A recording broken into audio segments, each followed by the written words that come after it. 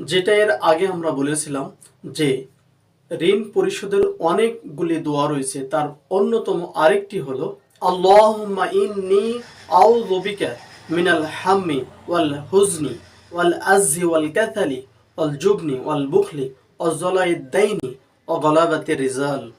এভাবে আমরা আল্লাহ সুবহানাহু ওয়া তাআলার কাছে বলছি, হে আল্লাহ, নিশ্চয় আমি তোমার নিকটে দুশ্চিন্তা, দুর্ভাবনা, অক্ষমতা, অলসতা এবং ভীরুতা, কৃপণতা এবং ঋণের ভার এবং মানুষের প্রতাপ থেকে আল্লাহ সুবহানাহু ওয়া তাআলার কাছে আশ্রয় প্রার্থনা করছি।